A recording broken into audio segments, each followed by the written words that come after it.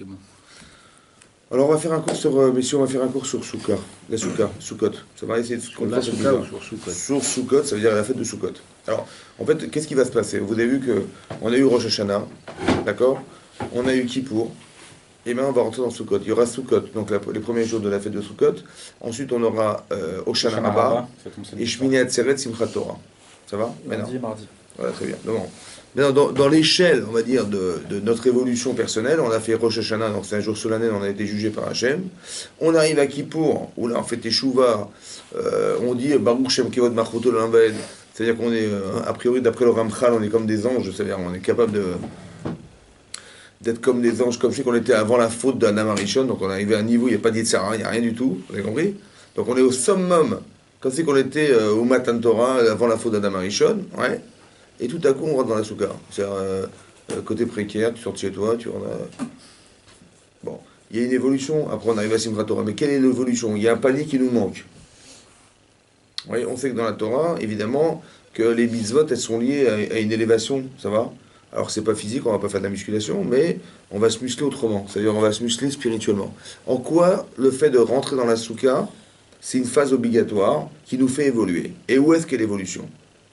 Tu vois, tu passes de Rosh Hashanah à Kippour, il y a une évolution. Tu te débarrasses tes avérotes, Hachem il te pardonne, c'est fantastique, ça va?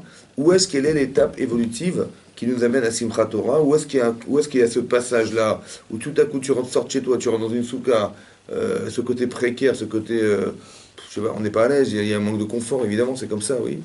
En quoi c'est quelque chose de fondamental qui va nous aider à passer la Simchat Torah? Ça va? Voilà. Alors, il faut savoir qu'une fois on a rapporté ce passage, c'est marqué dans Shir HaShirim, ouais. C'est marqué Beyom Chatunato ou Viom Simchat Libo. Oui, on sait que Shir HaShirim, c'est un chant, on dit le cantique des cantiques, c'est Shlomo Ameler qui a mis on va dire, en exergue le fait qu'il y a un amour qui est créé entre Hachem et le Klal Israël. C'est une histoire d'amour, ouais, qu'il a imagé pour montrer le rapport qu'on avait avec Hachem. Oui, maintenant. Beyom Chatunato, en français ça veut dire le jour de son mariage. Yom Simchat Libo, le jour de la joie de son cœur. Alors bon, on parle du mariage, j'ai l'impression que c'est un mariage. Alors la Gemara dans Ta'anit, là-bas, Dafka va dit que Yom Chatunato, Chachamim ont expliqué que Yom Chatunato, qu'est-ce qu'il a voulu dire Shlomo Ameler?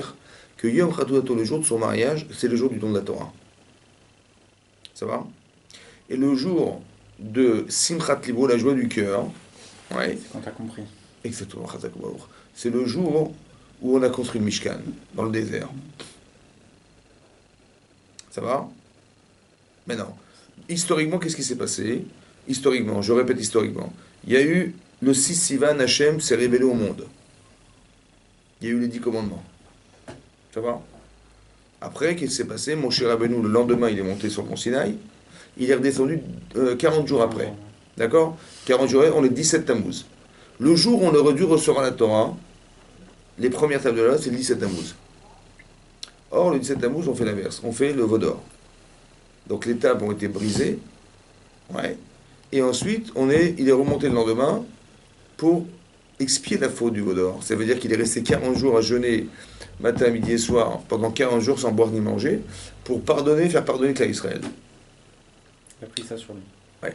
Maintenant, après les 40 jours, Hachem a dit ok, on va faire les deuxièmes tables. Donc on est le 29 Av.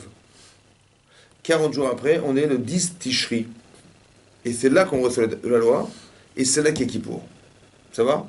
Le 10 Tishri, c'est le jour de Kippour, où il a dit Hachem, Salarti, j'ai pardonné qu'il te va faire comme tu as dit. Et donc il a accepté la tchouva du Klal Israël, il a accepté, voilà dans l'ordre des choses.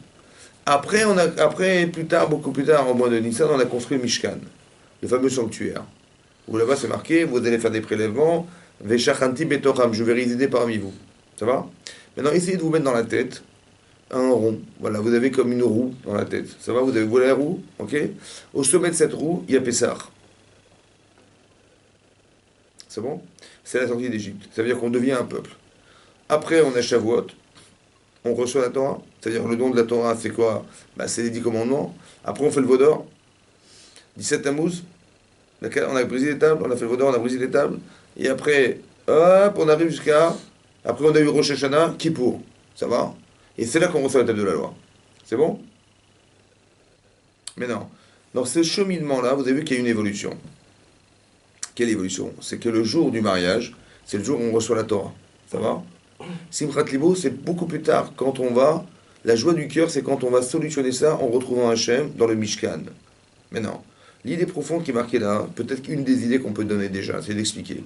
Qu'est-ce qu'il y a comme rapport? En fait, la question qui est posée, c'est quel rapport y a-t-il entre le mariage et le don de la Torah? On dit, oh, on s'est marié avec Dieu, bon, ça c'est ce qu'on va dire au Talmud Torah pour les gosses de 10 ans. Mais je veux dire, qu'est-ce que ça veut dire quoi? Ça veut dire quoi le don de la Torah et le mariage? Qu'est-ce que ça va avoir? Ouais, d'accord.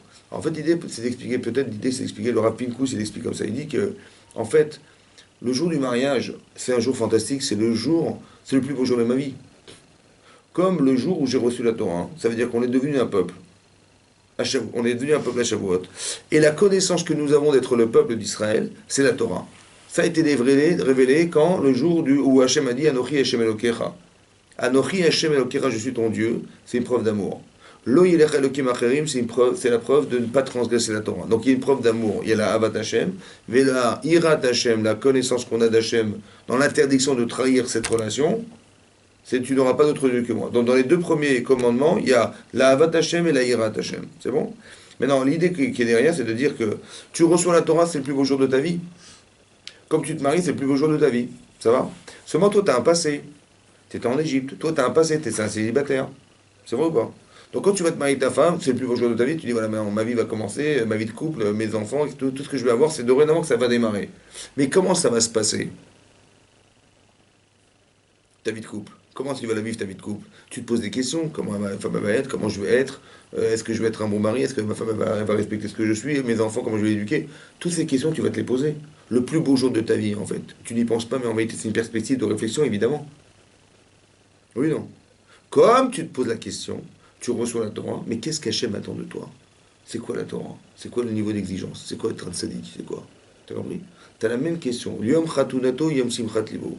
Yom Khatunato, c'est le jour de ton mariage. Mais c'est la même réflexion que tu dois avoir le jour où tu reçois la Torah, comme tu as la même pensée lorsque tu te maries. D'accord? C'est un jour heureux, mais il y a des points d'interrogation. D'accord? Comme même, la même manière que dans la vie de couple, on va se tromper, évidemment. Évidemment. Parce qu'on n'est pas adapté au féminin. Et ma femme n'est pas adaptée au masculin. On est des célibataires, on n'est pas dans le partage, on est dans l'amour de soi. Donc tu vas te tromper, évidemment que tu vas te tromper. C'est comme tu vas faire le veau d'or. Évidemment. Ça va? Ça veut dire quoi, évidemment? Ça veut dire que, comme l'Agma dans Shabbat, elle dit une chose effroyable, elle dit l'Agma dans Shabbat, elle dit que pour que vous ayez une petite idée de ce que c'est que la faute du veau d'or, ouais, l'Agma elle dit, aux yeux des Chachamim, c'est comme si que la femme, elle se marie, et en plein repas, en plein festin de mariage, elle trompe son mari. Ça va? La faute du veau d'or, aux yeux des Chachamim, c'est comme la Kala, le jour de son mariage, en plein milieu de repas, elle tombe son mari. Vous avez compris? On a fait le veau d'or le jour où on aurait dû recevoir la Torah. Ça veut dire le jour où Moshe descend pour nous. Voilà, on est en pleine séouda de mariage, on est en plein repas, en plein festin de mariage. Moshe descend pour nous donner la Torah. Et qu'est-ce qu'on fait en plein milieu du repas? On fait le veau d'or. Ce niveau de trahison-là, c'est comme si quelqu'un, il apprend que sa femme, elle le trompe le jour de son mariage. Est-ce que vous vous rendez compte de ce que ça veut dire? Donc tu le comprends maintenant? Comment tu vas être mochel ta femme, toi? Comment tu vas pardonner ta femme? Comment Hachem il peut nous pardonner? C'est même pas envisageable. C'est ce niveau de conscience qu'on doit avoir quand on fait le veau d'or. Ça va? Mais ce problème de trahison, en fait, il existe aussi dans un couple. Ça va? Qu'est-ce que tu espérais? Ou qu'est-ce qu'elle espérait? Que tu allais être mochel? Ça va? Il faut que la personne qui fait tchouva, elle doit avoir un niveau de conscience et d'innocence et de conviction profonde que la personne qui l'entend dire pardonne-moi, elle est convaincue. Vous avez compris ou pas? Ça prend du temps, ça. Ouais. Mais ça veut dire que c'est la même chose. Ça veut dire que maintenant il n'y a plus d'espoir. Parce que quand on arrive à une femme, quand elle trompe son mari le jour de son mariage, quel espoir elle a que son mari acceptera sa tchouva? C'est impossible. Vous comprenez ou pas? C'est-à-dire qu'on est dans une perspective où tout est fini, c'est terminé. Ça y est, c'est divorce absolu. On va se divorcer avec Hachem. Évidemment que c'est comme ça que ça va se passer. Oui ou non? Maintenant, on prie comme des malades, on demande pardon, on fait tchouva. Hachem, il l'a pardonné. Mais non, vous avez compris, on avait tout perdu. Son mari, il lui a pardonné cet acte-là. Ouais, c'est dérapage. Maintenant, cette femme-là, elle va aimer son mari ou pas? Si c'est dans les deux sens, je parle mari-femme, c'est pareil. Quand une personne, elle pardonne à un niveau tel où on n'avait plus d'espoir de retrouver son épouse ou son mari, c'est sûr et certain que là, l'amour, il s'est cristallisé. Oui? Ça veut dire que maintenant on va aimer Hachem, mais de tout notre cœur. Mais ça veut dire quoi? Quel effet ça peut avoir chez nous? C'est d'expliquer que la faute du Vaudor, ouais, la faute du Vaudor, c'est ce qui a pu entraîner Simchat Libo. La vraie Simcha, elle est dans une forme de déchéance qui s'est organisée entre nous dans un couple ou avec Hachem, et qui font que maintenant qu'on a une solution extraordinaire qui est la Teshuvah, et on va retrouver ce qu'on a perdu, c'est à ce moment-là que la vraie Simcha, elle va se créer. Elle va se créer. C'est quand tu vas te rendre compte de ce que tu as failli perdre, à l'extrême limite de ce que tu failli perdre, que quand tu la retrouves, tu as une simcha qui n'est pas comparable avec le jour de ton mariage. Vous comprenez? Le jour de ton mariage, c'est le bonheur que tu avais en perspective de trouver ta femme, ouais, la femme de ta vie, voilà, tu l'as trouvée. Donc c'est un bonheur en vérité qui est plus un plaisir qu'un bonheur, en fait. Mais quand est-ce que tu vas considérer ce bonheur comme étant existentiel? Le jour où tu as failli le perdre et que tu t'es réconcilié, c'est là que tu as la conscience de ce que tu as failli perdre. Et c'est la conscience que tu as aussi d'avoir un partenaire, un conjoint en face de toi. Vous avez compris ça? Donc il y a Yom Khatunato, dit Shlomo Amelech, et Yom Simchat Libo, la joie du cœur. La conscience, elle est là. Ça va? C'est comme la conscience de liberté. Est-ce qu'on est libre? Une fois, j'aurais dit un cours, j'aurais dit, j'ai dit, est-ce que vous êtes libre en France? On m'a dit, ouais, oui, on est libre en France. Ouais, ça va, on peut faire des manifs, ouais, on n'est pas traqué, c'est vrai ou pas? On est libre. Je lui dis, mais vous êtes sûr? On dit, ouais, je pense, ouais, on est libre, ouais. Ouais, ça va. Je lui dis, bon, vous savez quoi? On est juste libre de penser. Alors je lui ai dit, allez, j'aurais dit, je vais vous offrir un billet d'avion. Il dit, ouais, c'est ça. Vous allez tous partir en Israël. Et on va tous aller à Gaza, ouais, avec la Kippa, Tzitzit et la Magen David, ouais. Et on va essayer, une petite semaine à Gaza. Peut chauffer. Hein? Je chauffe. Ouais. Si je suis avec Doro, il n'y a pas de problème. On passe une petite semaine, on va passer une petite semaine à Gaza. Ça va, une petite semaine à Gaza, ça va, c'est sympa. Bon, vous allez maigrir, c'est sûr et certain, parce que vous allez cavaler comme des lièvres, ouais. Vous allez perdre des kilos, mais vous allez avoir peur de votre vie, parce qu'on va vous tirer dessus. Comment vous avez osé venir dans un truc pareil, dans un endroit pareil dans le monde, c'est impossible, c'est antisémite à l'extrême. Donc vous allez cavaler, une semaine, c'est énorme, une semaine. Bon, quand vous sortez là-bas et vous retournez en France, comment vous vous sentez? Tout à coup, on est libre, hein, vous avez compris pas? C'est pas au début, je vous ai dit, on est libre, ouais. Mais non, vous êtes sûr que vous êtes libre ou pas? Bah oui, parce que quand tu compares la vie là-bas et la vie ici, tout à coup, il y a un contraste, hein. Tout à coup, tu mesures, c'est là que tu as la conscience de ta chance. Ça veut dire que c'est dans la perte de conscience qu'on a la conscience, vous avez compris? Dans la perte de liberté qu'on a la liberté. Dans la perte de lien qu'on avait pensé avoir créé, qu'on a perdu, qu'on a considéré maintenant que c'est ça la Simchat Libo, la vraie joie du cœur. Comme si ça devait passer par une forme d'échec. Et que cet échec, il a été solutionné. Et la conscience que j'en ai d'avoir solutionné ça, c'est ça la liberté. C'est ça l'amour. C'est ça le vrai amour. La Simchat Libo, vous avez compris? Voilà. Donc il y a la perspective d'avoir eu quelque chose, mais avec toutes les questions que j'ai derrière. J'ai reçu la Torah, ok, mais qu'est-ce qu'Hachem attend de moi? Qu'est-ce que personnellement j'ai à faire dans la Torah? Quel objectif que je vais avoir? Et dans tout ça, je ne sais pas. Ça va. Et quand tu te rends compte que tu fais le vaudor, et tu vois que c'était pas si simple que ça, tout à coup, tu as une conscience. Et cette conscience-là, parce que tu dois te faire pardonner, c'est là que tu mesures combien, comme si que la joie venait de la peur. Vous avez compris? J'ai eu peur de perdre ce lien, et j'ai la joie de savoir qu'il y a une solution qui existe. Pour en avoir conscience, est-ce qu'il faut passer par cette étape de danger oui. Pour pouvoir se rendre compte parce qu'en vérité, de retravailler sur parce ça? Parce qu'en vérité, si je te parle de ça, on parle de ça de façon théorique. Tu le comprends théoriquement, mais est-ce que tu le ressens physiquement? Non. Donc tu es obligé de passer par ça. C'est comme ça. C'est-à-dire que tu es obligé de passer par ça. Et donc Hachem, il va s'arranger, entre guillemets, ça peut expliquer beaucoup de choses. Hein. D'accord? Ça peut expliquer aussi nos écarts. Pourquoi Hachem, il fait qu'on n'est pas tout de suite adapté à une vie de couple? Non. Parce que tu vas te tromper, mais ça fait partie, ça fait partie des étapes de ta vie qui sont pédagogiquement équitables et qui vont faire que maintenant, tu vas te rendre compte de ce que ça veut dire se marier. Tu vois? Quand tu t'es failli divorcer et tu dis non, et finalement on s'est réconcilié, la réconciliation c'est une logique aussi. C'est une logique de compréhension. Et même tu as compris, alors tu sais le besoin et l'amplitude que peut avoir ta vie de couple. Ça va? Ça c'est Simchat Libo. Maintenant regardez bien. Vous avez un cercle, vous avez Pessah, mais en face, vous avez Rosh Hashanah. Après, vous avez Shavuot. Shavuot, c'est le Matan Torah. Comment on a reçu la Torah? Avec la montagne sur la tête. C'était la Hira. On n'avait pas le choix. Pourquoi on n'avait pas le choix? On était le dernier. On a dit Je d'un crois. Tosfot, il pose la question là-bas, Tosfot dans Shabbat, il demande, il dit, mais on a dit d'un Sevenishma. Ça veut dire une chose qui est incompréhensible, parce qu'on dit, tout ce que tu nous demanderas de faire, on le fera. C'est ça que ça veut dire d'un Sevenishma. Ouais. On fera, on comprendra, ça veut dire quoi? Tu dis, tu nous proposes à toi, mais de toute façon, on a tellement confiance en toi, que ce que tu nous proposeras, de toute façon, sans réfléchir, on le fera. C'est-à-dire, ça veut dire qu'on accepte tout. Ça va? Bien sûr qu'on va réfléchir après, bien sûr, on va pas. C'est juste l'idée d'accepter. Après, quand on va faire, il va falloir comprendre, évidemment. Mais ça veut dire que l'idée de fond, c'est d'expliquer que j'accepte tout ce que tu me donnes. Pourquoi? Parce que tu m'as sorti d'Égypte, parce que tu m'as libéré d'un cerveau énorme derrière, tu m'as libéré d'un roi le plus puissant du monde, tu as montré ta puissance, ta grandeur, tu m'as ouvert la mer Rouge, tu m'as montré l'amour que tu avais pour moi. Évidemment, je ne peux pas refuser la Torah, évidemment, c'est comme ça. Le problème, c'est qu'elle est subordonnée à une reconnaissance qui vient d'un sauvetage. Mais est-ce que tu aimes la Torah ou tu as pas le l'aimes choix parce que tu n'avais pas le choix. Bah oui, t'avais pas le choix parce que tu t'es sauvé. T'as compris, c'est ça le problème. Donc on n'est pas crédible. Ça veut dire que. Pourquoi je vous dis ça? Parce que ceux qui ont été sauvés, ils vont faire la Torah, mais ceux qui vont suivre, ils n'ont pas été sauvés. Vous avez compris? C'est la descendance. Donc c'est pas crédible. Donc je vous mets la montagne sur la tête. Mais c'est par Hirat Shamaim qu'on va accepter la Torah. Comme on a accepté en parallèle, encore une fois, Pessah c'est Rosh Hashanah. Shavuot, c'est Kippour. Ça va? Et après Kippour, il y a Sukkot. Et après, là-bas, après, il y a eu Mishkan. La Soukha, le Mishkan.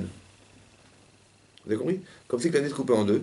Il y avait la partie pédagogique de l'établissement de quelque chose qui doit amener à la Torah, etc. Et après, il y a la réalité des choses.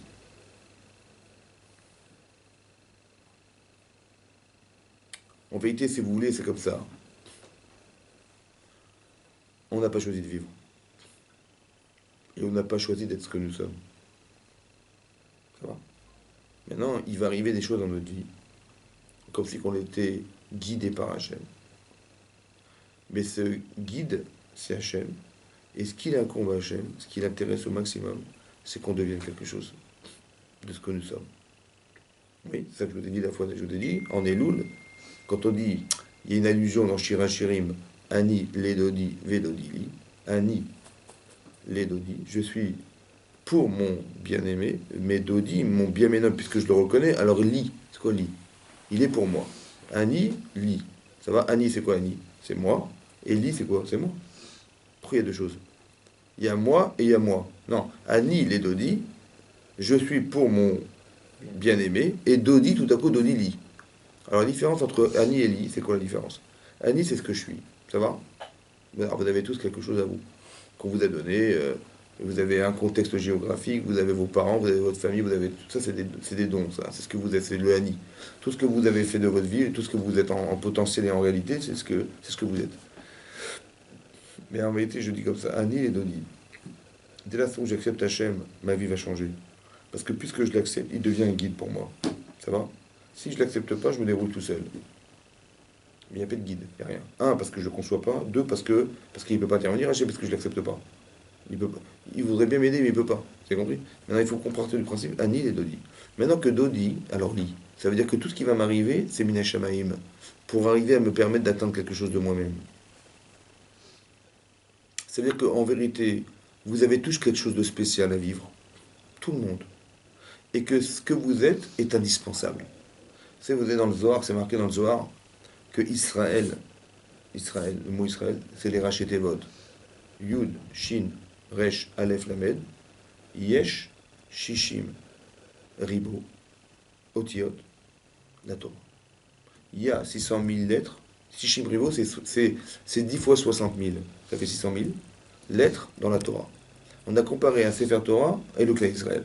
Il y avait 600 000 âmes devant le mont Sinaï, mais toutes les âmes contenaient toutes les âmes de l'humanité entière juive. Donc on était dedans, ça va? Oui. Il y a 600 000 lettres et il y a 600 000 âmes. Pourquoi Sefer Torah? Pour dire. Pour un enseignement qu'on peut tirer du Zohar, c'est d'expliquer. Puis si simplement il manquait une lettre dans le Sefer Torah, ouais. Si simplement il manquait une lettre dans le Sefer Torah, le Sefer Torah, il est magnifique et il manque une seule lettre. Quel est le din? S'il manque une lettre et elle est complétée par une lettre, il manquait un resh, et tu complètes le resh, tu lui as écrit la lettre, il n'était pas caché. Tu as rajouté une lettre. Tout devient caché. Ça veut dire que sans toi, tout est pas soul. Et avec toi, tout est caché. Ça va? C'est-à-dire que ta raison d'être, elle est le complément d'un ensemble qui sans toi n'a aucun sens. C'est ça que ça veut dire, ça va? Donc quand je dis Annie, je suis quelque chose, je suis une lettre, mais je veux devenir cette lettre. Quelle lettre tu veux devenir? Ben, il faut que tu sois la tienne. Tu comprends pas? Tu dis, mais moi j'aurais préféré être un Chine. Pourquoi tu m'as fait un Yud? Mais je veux un Chine. Je veux être un Resh. Je veux pas de problème, on met un Chine à la place du Yud. Ça marche pas. Donc la jalousie n'a pas de sens, la convoitise n'a pas de sens, comment dire, la haine n'a pas de sens. Vous avez compris? Il faut que tu sois toi-même. Donc c'est qui va te permettre de découvrir qui tu es vraiment? C'est Hachem.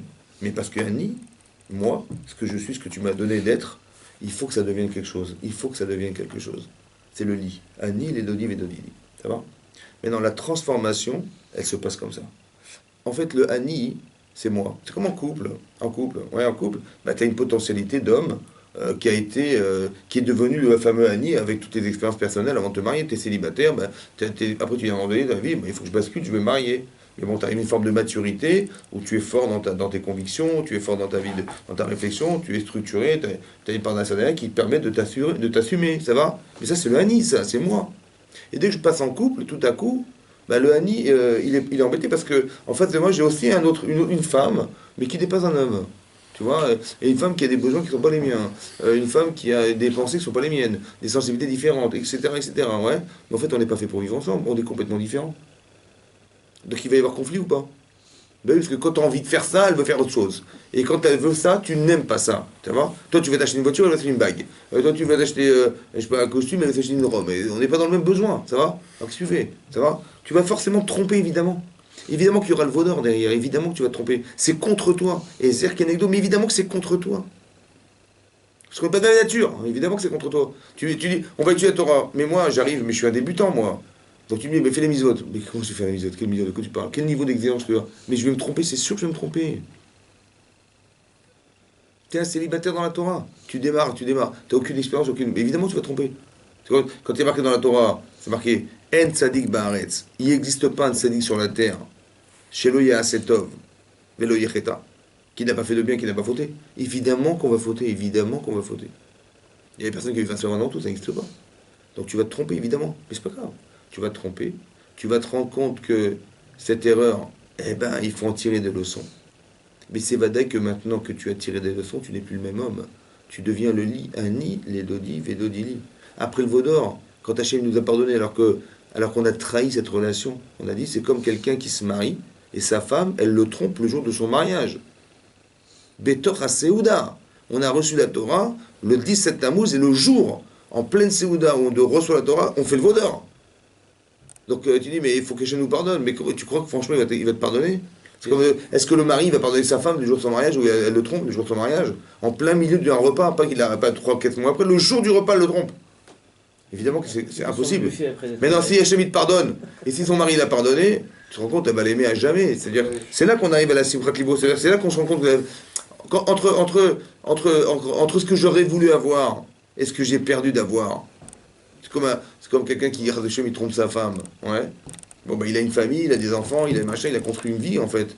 Et de côté, il a une petite aventure extra-conjugale. Donc, il y a le plaisir de la jeune femme et tout ce qu'il a construit avec sa femme. Ben, théoriquement, il n'y a pas photo, évidemment, il n'est pas fou le type de perdre ça pour ça. Hein. Parce qu'il se retrouve tous machin, c'est sûr. Et pourtant, le type, il transgresse. C'est-à-dire, il ne se rend pas compte de la chance qu'il a. Ça va? C'est quand maintenant, elle s'est rendue compte du stratagème et de tout ce qui se tourne derrière. Le type, je vais divorcer. Il se voit tout seul, il va voir ses gosses une fois toutes les 2 semaines, il est comme un fou, quoi. C'est là qu'il se rend compte de la chance qu'il a. C'est là qu'il se rend compte qu'il a dérapé. C'est là qu'il se rend compte que, finalement, quand tu mets en équilibre sur la balance le petit plaisir et le côté fondamental d'un foyer que tu as construit, il n'y a pas photo. C'est là qu'il se rend compte du bonheur qu'il avait, qui lui a échappé. C'est ça le Vaudor. Maintenant qu'il a conscience, alors on peut construire la Mishkan. Vous avez compris? Ta vie, elle va vraiment démarrer à ce moment-là, parce que tu as conscience de la valeur de ce que représente ton mariage. Tu n'es plus un débutant. Tu es quelqu'un qui a construit quelque chose, mais qui a failli tout perdre. Et la peur de tout perdre va t'amener la joie de te retrouver. Parce que quand Hachem va te pardonner, c'est là que tu vas retrouver la vraie joie. Ça va? Simchat libo. Khatunato, simchat libo. Beyom khatunato ou viom simchat libo. La joie du cœur. Ça va? Qu'est-ce que je veux dire par là? Comme c'est que la souka, ça correspondait au Mishkan. Vous avez compris la parallèle? Ça veut dire qu'il y avait Pessah, qui correspond à Rosh Hashanah, Kippour, qui correspond à Shavuot. Après, il y a Sukkot. Et après, il y a Mishkan. Vous avez compris? On a fait le Mishkan. Hachem, il a dit, faites-moi un Mishkan, veshachati betocham. Vous allez faire une cabane, entre guillemets, et je vais résider dedans. Et c'est vrai que dans la Souka, c'est exactement ce qui se passe. Vous savez qu'il y a une halakha dans le Shulchan Aruch. En fait, c'est dans la Gemara. Il faut combien de murs pour faire une Souka? 2,5. Hein? 3. 2,5. Même pas 2,5. Ouais. Il faut 3 murs. Mais c'est quoi 3 murs?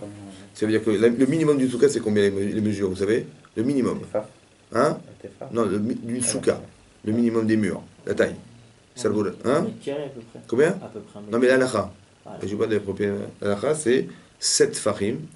7 farim, ça veut dire 56 cm ou 70 cm. Sur 70, 56, ça va? Donc tu as 2 murs de 50. C'est quoi? Ça correspond à quoi? Là, va expliquer. C'est rocho, roubeau, c'est-à-dire le rov de mon corps, c'est-à-dire mon tronc et mes jambes, un peu une partie de mes jambes, et une table. C'est-à-dire que si un type il est assis dans une souka qui fait 56 sur 56 avec une hauteur de 70, elle est cachère. C'est bon? Combien de murs? 3 murs. Nous, on apprend 3 murs. Hein? Il est tout petit. Non. Assis. Assieds-toi. Et quoi, Assieds-toi par terre. C'est un peu grand. Il y a C'est ça? obligation de mettre le scar, Mais il faut sinon une tu table. souka. Non, écoute, mais quand je dis table, c'est pas une table comme ça. C'est une petite table où tu mets entre tes jambes. Voilà. Voilà, un petit stand, voilà, un petit truc, voilà. Mais ça fait ça, ça fait ça. Ouais. Non, mais c'est la largeur. Il y a La- 56 56, 70, Ah, voilà. pour ça fait- aujourd'hui. Ça, c'est la souka kshera. Minimum. Après, si un type il a besoin de plus, il a besoin de plus. Mais on va dire kashère. Peut-être pour lui, il ne sera pas kashère. Parce qu'il est à l'étroit, il ne faut pas qu'elle. Elle est psoula la souka s'il ne peut pas vivre dedans. Ok. Maintenant, c'est le minimum. C'est la taille normale. On va dire taille normale. Maintenant, c'est quoi les murs? Ouais, la Gemara dit, c'est. On apprend, il faut 3 murs. D'où on apprend 3 murs? On peut se servir d'un. D'où on apprend dans la Torah, il faut 3 murs minimum. Parce que dans la Torah, c'est marqué Sukkot, Sukkot. Mais une fois c'est marqué Sukkot, une fois c'est marqué Sakat, sans vav. Et la Gemara dit Sukkot, le minimum du pluriel, c'est un pluriel, Sukkot, c'est 2. Et Sakat, c'est un singulier, ça fait 2 et 1, 3. C'est là qu'on apprend les murs. Ça va? La Gemara dit comme ça. 3 murs. Mais c'est quoi 3 murs? Ah, c'est comme ça. Tu as un mur qui fait 7 sfachim. Un autre mur parallèle qui fait 7. Maintenant, le troisième mur, il peut faire un tefar. Alachal et Moshe Misinaï. Où est-ce qu'on met ce tefar? Marloquet dans la Gemara. Est-ce qu'on le met juste après le premier mur? C'est-à-dire que j'ai un mur en angle droit et je mets le troisième mur juste et juxtaposé au mur, au mur qui est en angle droit. Ou bien je le mets comme ça. Il y a une autre halakha. Il y a 2 halakhot. Il y a un din de lavoud. Lavoud, ça veut dire qu'un vide de moins de 3, c'est un plein. Si tu espaces 2 murs de 3 tfachim de 21 cm, ouais, d'accord? Il n'est pas cachère. C'est-à-dire qu'il y a un vide. Mais si tu les mets à moins que 3, c'est comme si c'était plein. Donc si je mets un tefar à moins de 3 du mur qui est là, donc j'ai un mur comme ça, et là je mets là à moins de 3, je mets un autre mur, j'ai moins de 3 plus un tefar, ça fait un peu moins de 4. Mais un peu moins que 4, c'est la majorité de 7. D'accord? Un peu moins que 4, c'est la majorité de 7. Donc en fait, ouais, j'ai un peu plus que 3,5 on va dire. Donc j'ai plus que la majorité. Et rov, si j'ai un rov de plein, c'est cachère. Donc ça veut dire que c'est comme ça, avec un mur au milieu. Ou je le mets là, ou je le mets là. Maintenant, le Harizal, il a expliqué que pourquoi cette souka elle est cachère quand elle est comme ça, avec un petit mur ici. Un ré. Ça fait? Un ré. Non, c'est comme ça, et un petit mur ici. Ouais. Ouais? Vous savez à quoi ça ressemble? Ouvert. Hein? Ouvert. Au quoi? C'est ouvert vers le bas. À quoi ça ressemble? Tu sais à quoi ça ressemble? Chili. Non, un bras, et un chémit en l'os. Ouais. Comme c'est dit le Harizal. Ils disent comme c'est qu'un chémit en l'os, c'est dans la souka. C'est une preuve d'amour. Tu comprends? C'est caché. Ça veut dire qu'il te prend comme ça dans ses bras. Maintenant que tu as fait tchouva à Rosh Hashanah, Comme ça, là. tu as fait tchouva Kippour. Hachem il te dit rentre dans la souka, je t'enlace. Comme c'est dit le Harizal. D'accord? C'est une preuve d'amour, c'est-à-dire qu'il t'a enlacé dans ses bras. Comme s'il te dit rentre dans ma souka. Donc la souka, le Mishkan, c'est une preuve d'amour. C'est-à-dire qu'on a perdu quelque chose qu'on a retrouvé parce qu'Hachem a pardonné, mais la véritable personne, c'était elle qu'Hachem y voulait. Pas la première qui reçoit la Torah, parce que la première qui reçoit la Torah, c'est celui qui est à l'école. Mais celui qui a eu l'expérience vécue, comme avant le mariage, après le mariage, cette personne m'intéresse parce que dans le vécu, tu as tiré des leçons, tu as la véritable conscience de ce que tu as failli perdre. Donc tu as la conscience de ce que tu as. Et ce lien-là, c'est ça qu'Hachem veut, Simchat Libo. Et quand tu arrives à ça, on va rentrer ensemble dans le Mishkan. Là, on va commencer à devenir avec Israël. Là, on commence une vie de couple nécessaire. Ça va? Donc tous les petits aléas, en vérité, c'est le Hani et le Li, c'est ça que ça veut dire. Et dans toutes tes expériences vécues qui ont été drivées par Hachem, parce que tout ce qui t'arrive, c'est Min Hashamaim. Donc il faut le comprendre dans le sens où ça a été pensé par Hachem. Essaie de comprendre ce que tu es devenu grâce à ça. C'est ce que tu es devenu qui compte. Mais tu as deux lectures. Tu as celle du Yetzirah et Yetzirah Tov. Mais celle qu'Hachem il aurait voulu, c'est laquelle à votre avis? Yetzirah Tov et Yetzirah Tov, c'est la Torah. Donc il faut apprendre la Torah pour juste apprendre à lire. Et comprendre que ce qui m'est arrivé a un sens. Ça va? Ça veut dire quoi, ça a un sens? Ça veut dire, essaie de comprendre ce que tu es devenu. Ça va? Ça t'a créé quelque chose? Tu veux dire, il m'est arrivé ça, il m'est arrivé ça, il m'est arrivé ça. J'ai compris, mais arrête de...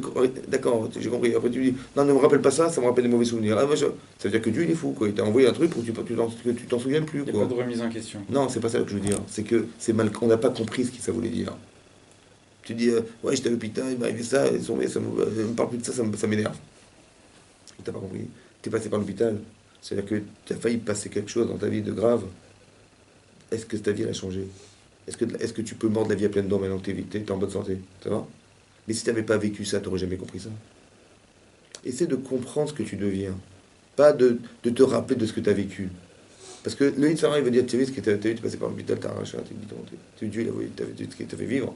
Ça, c'est le rachat. C'est le rachat. C'est le Yitzhara qui voudrait me faire croire qu'en fait, on a voulu me détruire. Mais ça n'a jamais été dans ce but. Parce qu'il y a un île et d'Odiv et d'Odili. Que si Dieu n'existe pas, alors évidemment, tu es catastrophique. Mais la frontière entre l'existence d'Hachem et pas d'Hachem, c'est qu'il va t'arriver des situations de vie où des fois, il n'y a pas vraiment des solutions. Donc tu te dis, bah, je vais rentrer dans un mur. Mais quand tu comprends que c'est Hachem qui est derrière, et quand tu vas te prier, ça va te solutionner, tu vas voir la simchat libo que tu vas voir. Parce que là, Hachem, il a une autre dimension qu'il n'a jamais eue avant. Donc soit tu le traduis mal en disant, bah, finalement, je suis un rachat, est-ce qu'il m'arrive, c'est un rachat. Soit tu comprends l'inverse en disant, en vérité, il y a quelque chose qui ne va pas chez moi, c'est la conscience que j'ai pas d'Hachem. Et bien, l'expérience que je vais vivre, elle va me construire cette notion-là. C'est ça, Simchat Libo, la vraie joie du cœur. En fait, j'étais même pas marié. Et c'est quand j'ai vécu ça que je me suis rendu compte que ce que j'ai failli perdre. Vous avez compris ou pas? C'est là que je suis marié maintenant. Là, je suis marié. Là, ma vie va démarrer. Parce que j'ai vraiment la conscience de ce que j'ai gagné d'être marié. Alors qu'avant, je n'avais pas compris. Vous avez compris, c'est pareil. Il y a Matan Torah, et après, tu as le Vaudor, et après, tu as Mishkan. Ça va, c'est clair, c'est ça que ça veut dire. Qu'est-ce que ça va avec la Souka, tout ça? Alors, il y a une Gemara dans Psachim. La Gemara dans Psachim, elle dit la Banafnou Vav. Ce qui est marqué dans la paracha de Vaïchi. Là-bas, c'est marqué que quand Yaakov Avinu, à la fin de sa vie, il a voulu dévoiler la fin des temps à ses enfants. C'est marqué, Rachid ramène là-bas. Ouais, vous l'avez vu, il a dit, rassemblez-vous, je vais vous dire la fin des temps. Ouais. Là-bas, c'est marqué, Rachid ramène le Midrash, c'est une Gemara dans Psachim, que la Shrina s'est envolée. Ça veut dire que tout ce qu'il a voulu dévoiler, c'est la Shrina qui vient sur lui et qui lui donne les secrets de la vie. Ouais. Et donc, il le sait par Hachem. Donc, il aurait aimé, Yaakov, dire à ses enfants la fin des temps. C'est réexpliquer à ses enfants, voilà ce qui va se passer, Bacharit Ayamim. Et il a vu que la Shrina s'envole. Donc ça veut dire que ce message, il ne pourra jamais le passer. Pourquoi? A priori, parce que ses enfants ne méritent pas de l'entendre. Donc il a cru, Yaakov, que ses enfants étaient psoulim, ses enfants étaient inaptes à pouvoir recevoir ce message. Ça va? Et donc il a eu peur. Et qu'est-ce qu'ils ont répondu, ces enfants? Ils ont dit, non, la Gemara explique que de la même manière que tu penses que Hachem est Echad, de la même manière que tu ressens Hachem Echad, Hachem il est unique, même nous il est unique. Shema Israël, écoute Yaakov Avinu, Hachem Elokeinu Hachem Echad. Donc c'est pareil, notre problème il n'y a pas de doute, comme ça ils ont dit. Ouais. Qu'est-ce qu'il a répondu Yaakov? Baruch Shem Kevod Machuto L'Olambaed. Comme ça la Gemara dit dans Psachim, il a dit Baruch, que soit béni Shem Kevod Machuto, Shem le nom, son nom, Kevod de son honneur, Machuto de sa royauté, L'Olambaed à tout jamais. Donc il s'est passé cet épisode dans la Torah et dans la vie de Yaakov Avinu, et la Gemara maintenant elle avait des doutes. Parce que quand on a écrit la Tfila, ouais, Anshik Neset Agdola, c'est eux qui ont écrit la Tfila. Ils ont dit, on va faire le Yetzer, et après on va faire Kriyat Shema. Et est-ce qu'on va écrire Shema Israël, Hashem Elokeinu Hashem Echad, évidemment, parce que c'est marqué dans la Torah. Mais Baruch Shem Kevod Machuto L'Olambaed, c'est pas marqué dans la Torah, c'est Yaakov qui l'a dit. Alors on l'écrit ou pas? Il dit d'un côté, c'est pas marqué, d'un côté, il a dit. Il faut peut-être l'écrire. Alors il a dit, on va écrire, et on va dire en silence. Et la Gemara, elle explique pour expliquer ça. La Gemara donne un machal. Le machal, c'est une parabole, en disant, une fois il y avait une princesse, la Gemara dit, qui se baladait dans son royaume, dans son palais. Et elle a humé des plats comme ça, elle a dit, tiens, ça sent bon dans la cuisine. Et elle dit, mais une princesse, elle rentre pas dans la cuisine. Ouais. Donc ils ont dit, bah, qu'est-ce qu'on fait alors? Bon, de la faire rentrer dans la cuisine, ça se fait pas. Ouais. D'accord. De lui donner les plats sortant de la cuisine, ça se fait pas non plus. Ça va? Alors qu'est-ce qu'on va faire? On va la faire rentrer en cachette.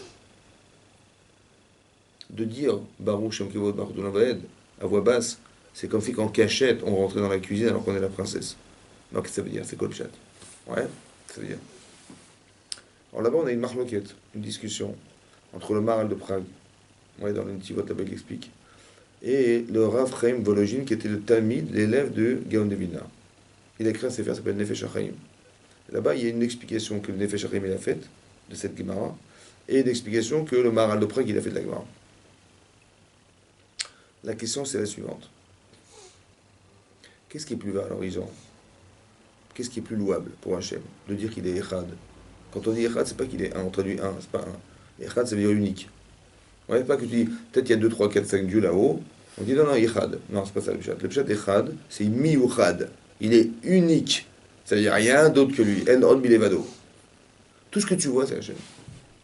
Ça va? Mais c'est quoi Hachem? Ça veut dire c'est ce que tu t'as montré de lui. Bien sûr qu'Hachem, il est bien au-delà de ce qu'il a créé. Ça va? Echad. Il n'y a rien d'autre que lui. Un petit peu comme Yosef, dans toute son expérience de vie, quand il arrive devant Pharaon, alors qu'il a la chance unique de se sortir de prison, il a dit, vous savez, c'est pas moi, c'est Hachem qui va vous sortir. Il est arrivé à ce Echad, Miouchad. Ça va? Ok. Maintenant, c'est quoi qui est plus valorisant de dire qu'Hachem, il est unique, Echad, ou qu'il est le roi du monde? Unique. Hein? Il est unique parce qu'on fait le schéma à voix haute. Et... Non, mais oublie ça, c'est un tas de logique. Est-ce que c'est plus logique de dire que c'est louable, plus louable pour Hachem de dire qu'il est tout, ou dire qu'il est simplement le roi du monde, le roi de l'univers, le roi de la terre? Qu'il est tout. Hein? S'il est tout, il est aussi le roi du monde. Évidemment. Comment il s'appelle? Donc le Rav Chaim de Volojin, il a dit évidemment que de dire qu'Hachem il est unique, c'est beaucoup plus grand qu'il est roi du monde. Pourquoi c'est énorme? Pourquoi c'est énorme? Parce que toi, tu as l'obligation de dire qu'Hachem il est le roi du monde. Oui, non. Mais est-ce que tu te rends compte de ce que tu dis? Parce que Dieu, il est tout. Mais de dire qu'il est tout en étant le roi du monde, le roi de quoi finalement? Tu dis, tu as l'infini, ouais, tu vois. Je vous donne un petit exemple. Tu vois l'univers. Qu'est-ce que c'est que la Terre dans l'univers? Hein? Poussière. Qu'est-ce que c'est que l'être humain dans la Terre, sur l'univers? La poussière de la poussière. Donc tu dis, Dieu, c'est le roi de la poussière. Oui, non. Il dit ça, c'est de la Gemara. Il faut le dire à voix basse. Parce que toi, de le dire, mais cette fois tu dis, mais c'est honteux de lui dire. De lui dire à lui, Hachem, tu es le roi du monde, mais le roi de la poussière. Ça ne fait pas, alors dis la voix basse. Pourquoi on le dit à voix haute? C'est qui pour... du minute. C'est la question. 10 jours de pénitence entre... Vous avez compris maintenant? C'est-à-dire que la question c'était, mais qu'est-ce qui est plus louable? Mais évidemment, c'est ce que l'Akbar a dit. Ça se fait pas que la princesse, elle va goûter des plats. Ça va? C'est honteux. Alors on va rentrer discrètement dans la cuisine, quand il a compris le chef de l'Akbar. Ça va? Parce que c'est honteux de dire qu'Hachem il est Melech HaOlam. C'est Melech HaOlam, c'est meilleur de rien. Meilleur des fourmis, le roi des fourmis, le roi des poussières. Non, dis-le, mais dis-le pour toi, pas pour lui. Dis-le pour toi. Donc tu vas dire à voix basse, comme il a compris le Rav Chaim de Volojin. Le Maharal de Prague, il dit exactement l'inverse.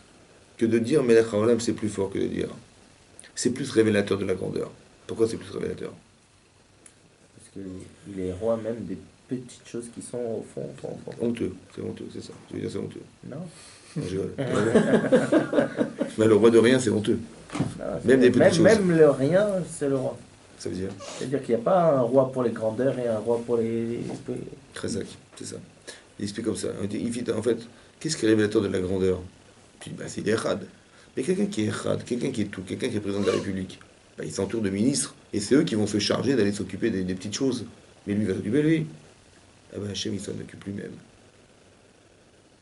Il n'est même pas, pas victime de son Echad. Les gens, ils sont Echad. Voilà. Donc, il fait le type, les grands, il dit, mais moi, je ne m'occupe pas de ça, c'est pas pour moi, je vais déléguer. C'est moi qui vais descendre.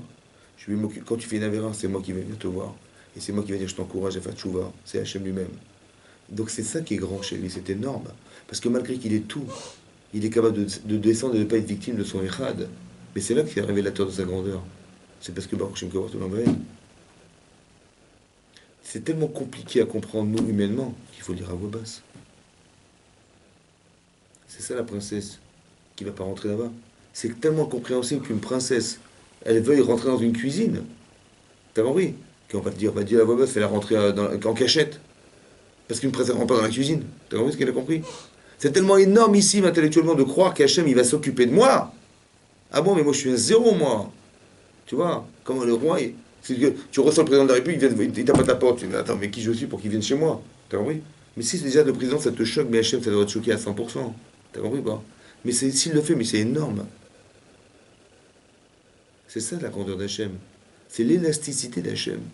Qu'il n'est pas là-haut dans le ciel, il est même en bas sur la terre, en bas. Il s'occupe de toi. C'est-à-dire qu'il est pas victime de son échad. C'est énorme. Donc la grandeur, elle est révélée par quoi? Par le fait qu'il soit Melech HaOlam. Pas l'inverse. Vous avez compris? Okay.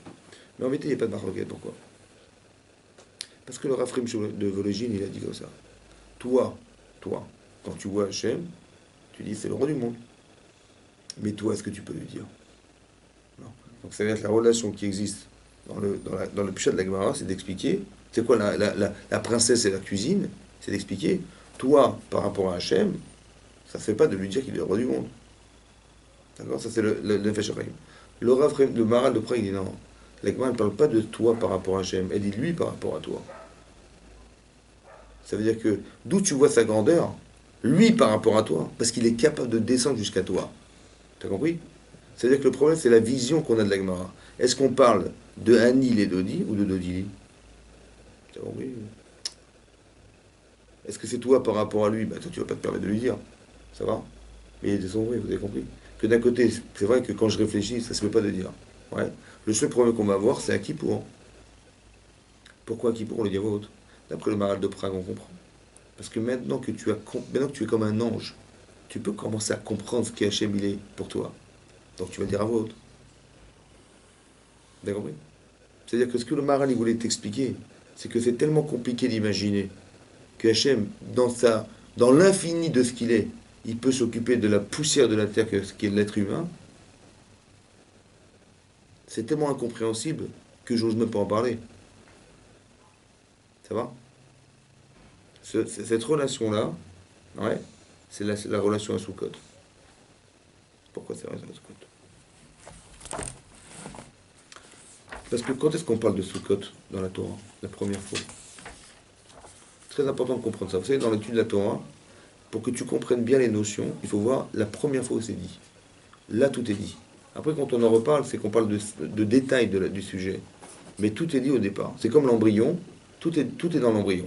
Ça va? Après, quand il va grandir, tu verras les bras, les machins, mais tout est contenu dans l'embryon. Ça va? Ok. Dans la paracha de Vaishlach, ouais, il y a un passage dans la Torah où on lui dit comme ça. Hein? Comment? Les cabanes pour son bétail? Les quoi les sous-codes pour son bétail? Très bien, c'est là-bas. Exactement. Mais comment c'est marqué là-bas? Ouais. C'est marqué que quand Jacob il a vu Esav arriver, oui, il a eu peur. Mais comment c'est marqué dans le texte? Vaishlach Yaakov Malachim Lefanav. Jacob il a envoyé des anges devant lui. El Esav, Achiv. Esav, son frère. C'est un peu redondant. Esav, son frère. Ça veut dire quoi envoyer des anges? Rachid dit ouais, des anges. Hein? Il a envoyé des anges. Vous envoyez des anges, vous devez faire les courses. Hein? Alors, moi j'ai pensé comme ça. Ça, c'est quoi les anges? Voilà. Par exemple, quand vous savez que tout ce que vous faites, tout ce que vous décidez, tout ce que vous devenez, c'est spirituel. Ça veut dire, ce qui n'est pas dans l'animal, mais ce qui est dans l'être humain, ouais, c'est que vous avez une neshama. Et Hachem, il est connecté à vous. Maintenant, quand vous faites une mitzvah, vous créez quelque chose. Ouais, le Zohar, il dit par exemple, que quand Abraham il a fait la Hakeda, ouais, qu'est-ce qu'il a bloqué dans la hein? Un ange. Il dit Atishlach Neras. D'où il vient cet ange? Il dit qu'il vient de la mitzvah qu'il a faite. C'est lui qui a dit stop. C'est bon? Il faut croire aussi que quand on va décéder, un jour à 120 ans, il y a des anges, la grande empreinte dit qu'il y a des anges qui nous précèdent. C'est quoi ces anges? C'est ce qui est mitzvah que tu as fait, la vertu que tu as faite. Ce sont des anges. Et les anges, c'est eux qui vont te condamner et c'est eux qui vont te réconcilier avec Hachem. Tu dis, bah il a fait ça, mais il a fait quand même ça. Ouais, c'est des anges. Mais alors c'est quoi ces anges en fait? C'est moi en fait. Ça veut dire que ce que j'ai fait, le produit de ce que j'ai fait, c'est ça qui m'accompagne. Oui, non. Mais ce que j'ai fait, en fait, nous on sait pertinemment que quand vous faites une mitzvah, ça vous donne envie d'en faire d'autres. Mais pourquoi? C'est pas mécanique, hein. C'est que le désir spirituel que tu as engendré dans la mitzvah, qui t'est rentré dans le cœur, tu dis, bah tiens, j'ai très envie de retrouver ce plaisir. et je vais retourner refaire ce plaisir, ça va? Ou l'inverse aussi, j'ai fait une avéra, ouais. Ben, il y a un ange qui rentre, qui fait partie de ce faux choix, et qui alimente aussi ce faux choix. Que j'ai, tiens, j'ai envie de retrouver ce truc, ça va? Donc il y a quelque chose de spirituel ou pas? C'est ce qu'on appelle des malachim. Quand vous avez de l'expérience dans votre travail, une expérience, un type qui démarre le métier, un type qui travaille depuis 5 ans, 2 ans, ouais, tu sens le métier ou pas? Est-ce que tu sens que c'est spirituel? Ça s'appelle de l'expérience. Comme une femme, elle a une intuition. Tu dis, par exemple, tu as de l'expérience dans ton métier, tu dis, tiens, tu veux t'associer avec ce type-là? Tu vois, je parle avec lui, écoute, je le sens pas, ce type-là. Je sais pas comment il est, je le sens pas. Donc, tu connais même pas. Ouais, mais il me parle comme ça, il fait ça, machin. Bon, j'ai une expérience. C'est ce que c'est ça? C'est les anges. Ça veut dire, ton expérience positive que tu as construite, elle peut te permettre, ou négative, ou de tomber dans un panneau, ou d'avoir de la lucidité. Cette intuition-là, elle est spirituelle. C'est ce que tu as fait? Tu as envoyé cet ange vers lui, et c'est revenu, et tu dis, je ne sens pas. Veishlach Yaakov Malachim Lefanav. Tu comprends ça? C'est-à-dire qu'il y a quelque chose en toi, tu dis, je te parle d'un sujet, tu envoies, et ça revient vers toi. Et tu dis, bah alors qu'est-ce que tu en penses? Et je pense ça. Quand on dit, il y a des chachamim, ils ont le da'at Torah, l'esprit de la Torah. Il peut dire, tiens, il faut faire comme ça, mais d'où tu sais? Parce que je dis la Torah, mais en vérité, c'est des anges. Ça veut dire qu'on te propose un sujet, et tu envoies ces anges qui sont ta réflexion positive, expérimentale de la Torah, vers le sujet, et ça revient, et ça te fait ressentir des choses. Vaishlach Yaakov Malachim Lefanav. Il a envoyé devant. Et qu'est-ce qu'il avait peur? Il avait peur de retrouver ou son frère, ou Esav. Maintenant, historiquement, comment ça s'est passé? Vous savez que quand Esav il est parti à la chasse, il a perdu sa place. Ouais. Qui c'est qui l'a pris de sa place? C'est Son frère. mais c'est Yaakov. Non. Mais non. Il est parti à la chasse. Qu'est-ce qu'il a fait? Yaakov, il a pris la Bechora de son frère, Mas. Son frère, il revient, et quand il rentre dans la tente, il sort. Ça va? Et qu'est-ce qui se passe? Son père lui dit, écoute, mais qui tu es? Je dis, ben, c'est moi, c'est Esav, c'est ton fils. Mais j'ai donné la bracha. Mais j'ai donné la bracha à Esav, moi. Et après, il s'est rendu compte qu'il a été dupé par son propre fils. Et donc, qu'est-ce qui se passe? Sur ce, sa mère, elle dit, voilà, elle a su, Vayugad, là, on lui a fait dire, c'est-à-dire qu'elle a vu en évoquant que son fils, Esav, il voulait tuer Yaakov, elle a dit, sauve-toi. Et il est parti où? Chez son oncle. Hein? Chez son oncle. Il est parti à la Yeshiva Ah. pendant 14 ans. Chez- Et après 14 années de la Yeshiva, il est parti chez Lavan. Il est resté combien de temps chez Lavan? 14. Hein? Il a bossé combien de temps pour la première fois? Il a travaillé, il est resté 20 ans chez Lavan. 14 ans à la Yeshiva, 20 ans chez Lavan. Et après ces 20 ans, il est reparti chez ses parents. Il a mis 2 ans pour retourner chez ses parents.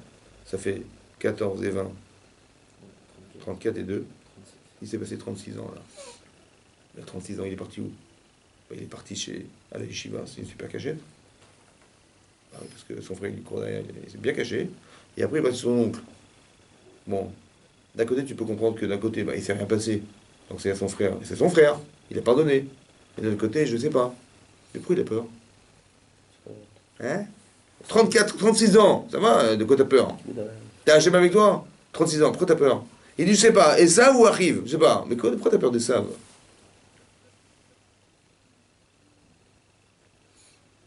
Quand t'as peur, c'est un problème.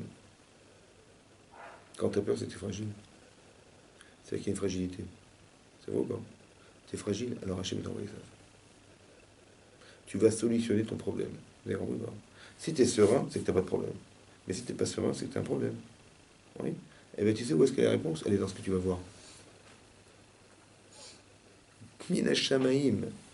Il y a ce qui va t'arriver et la solution de ton problème. Parce qu'en vérité, tu ne veux pas te le poser, mais il est celui-là le problème. Ça va? Si tu as peur, c'est que tu n'es pas serein. Si tu n'es pas serein, c'est que tu as un petit problème intérieur. Oui, non. Ce manque de sérénité, tu vas le solutionner parce que tu vas vivre. Il vit avec 400 hommes. Oui, mais non, c'était pas son anniversaire. Ils vont lui faire la fête. Donc qu'est-ce qu'il a eu peur? Il a eu peur de mourir. Mais pourquoi de mourir? Ben, c'est qu'il a fait une avéra qui le tue. Non? Mais qu'est-ce qu'il a pu faire qu'il a tué? C'est pas qu'il a fait une avéra, on va lui enlever de l'argent, il va avoir un bon problème de je sais pas quoi financier. Non, non, il va mourir. C'est ça qui est marqué. C'est ça que j'ai mis en haut l'image. C'est comme ça qu'il faut comprendre. Qu'est-ce qu'il va faire Yaakov? Il va se sauver. Ça va? Mais il va envoyer des dorons, des cadeaux. Échelonnés 7 fois, 7 cadeaux, 7 échelonnés avec des serviteurs, des machins, qui ont une fois, 2 fois pour soudoyer son frère. Il dit voilà, je suis ton frère, ouais, cette haine, il faut l'enlever, voilà, je suis ton ami, je suis ton frère. Entre-temps, qu'est-ce qu'il fait? Il se sauve. Il va traverser un fleuve, qui s'appelle le fleuve du Yabok. Et là-bas, hein, il va faire passer ses femmes et ses enfants, il va retourner de l'autre côté de la rive, dit la Torah. Oui? Et là, il va se retrouver seul, l'évado, avec un homme. Il va lutter contre un homme. Oui?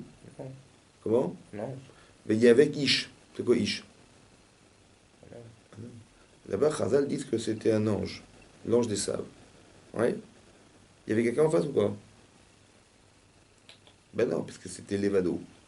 Et c'était un ange. Mais pourquoi il marquait Ish? Il y a avec Ishimo Adalot Hashachar.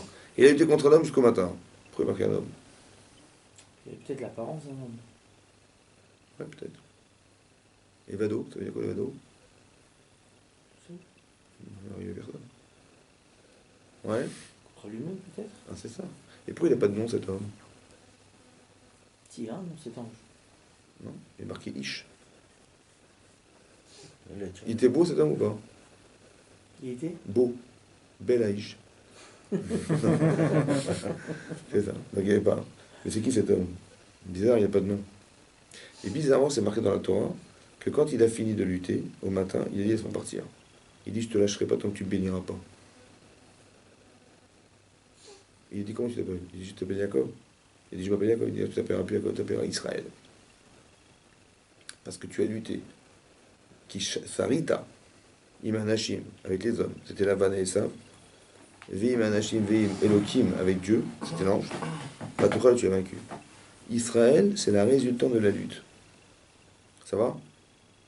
L'évado. Il va dévoiler son nom à ce moment-là. Comment? Il C'est va là dévoiler qu'il son a nom. dévoilé son nom. Mais après, il va lui dire plus tard, Hachem, il va lui dire tu t'appelleras dorénavant Israël.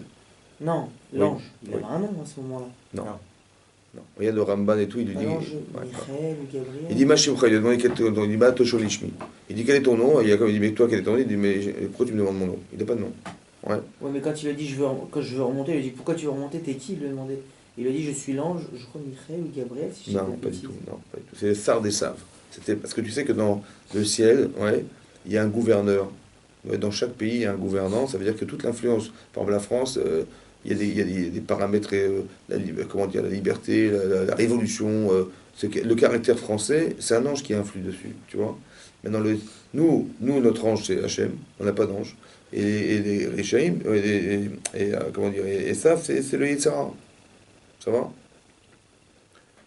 Maintenant, ce que je vais expliquer, c'est comme ça. Il n'a pas de nom. Pourquoi il n'a pas de nom? C'est bizarre. Ouais. Maintenant, il faut savoir qu'au départ, il y avait 2 enfants. Il y avait Yaakov et Esav. Ils avaient tous un rôle différent. Est-ce que Esav était voué à être un rachat? Pourquoi d'où tu sais? D'où tu sais que non? Ça devait être le Mashiach, l'un et l'autre. Bah, c'est pas logique, pourquoi? D'abord parce qu'on n'est pas fait pour être des régimes, on n'est pas né pour être rachat. Oui, non. C'est vrai ou pas? C'est logique. Oui, non. L'être rachat, c'est un choix personnel. Qu'est-ce que je fais de moi? Bah, j'ai le choix, ou je suis un tzaddik ou je suis un rachat. Mais c'est moi qui ai décidé. Mais j'étais pas voué à être rachat au départ. Pire que ça. Sa maman, hein, Rivka, était stérile. Ça va? Elle était stérile. Et grâce à la prière de son mari, elle est devenue fertile. Miraculeusement. Oui ou non? Est-ce qu'on peut l'être rachat d'un miracle? Ben non. Ça veut dire que Yaakov, il avait cette capacité de Yaakov, miraculeusement, chacun avait une mission particulière. C'est quoi la mission de chacun? Alors d'abord, il explique que la mission de chacun, c'est comme ça. En vérité, il y avait un homme qui était un Ish Sadeh, un homme des champs, et l'autre était un Yoshev Ohalim, un homme qui était dans les tentes. Un porté spirituellement plus vers la Torah, et l'autre moins vers la Torah. Oui? Mais en vérité, les deux sont nécessaires. Pourquoi? Parce que l'un, il représente le corps du clan Israël, et l'autre, il représente la Neshama du clan Israël. C'est comme tu as un corps et tu as une Neshama, est-ce que tu peux passer de ton corps? Donc qu'est-ce qu'il a pensé Yaakov, Yitzhak, il a dit, mais il faut donner la bracha du monde, il faut donner Esav, c'est lui le corps du monde. Mais comment le corps de la Neshama du clan Israël? C'est comme ça, oui, non? C'est comme Issachar et Zevulun. Un, il étudie la Torah, et Zevulun, il entretient cette Torah. Mais chacun, il a une part dedans. Parce que sans Zevulun, la Torah ne peut pas se faire, et sans Issachar, le Zevulun n'a aucun sens. Vous avez compris ou pas? Qu'est-ce que ta Neshama a de sens sur la terre sans ton corps? Et qu'est-ce que ton corps a de sens sans ta Neshama? Aucun, vous avez compris, c'est l'un dans l'autre. C'est logique. Seulement, Esav, il renie ce rôle. Enfin, il baise ta Bechora. Il a renié la Bechora, le roi d'Énès. Qu'est-ce qu'il a fait, Yaakov? Il a racheté cette Bechora. Mais lui, il s'appelle Yaakov. Ça ne s'appelle pas Esav. Et lui, c'est un Yeshavoalim, c'est pas un type des champs. Donc il est paradoxalement contredit par la chance, par la mission qu'il s'est donnée d'être l'autre.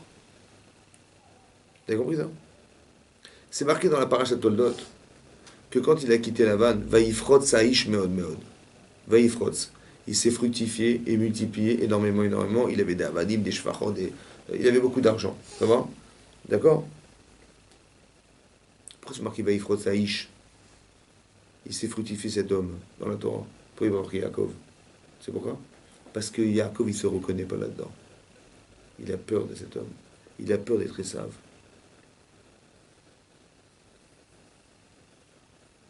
Hachem, il dit comme ça. Il faut que tu deviennes Israël. Il faut que tu acceptes le bon côté d'Esav.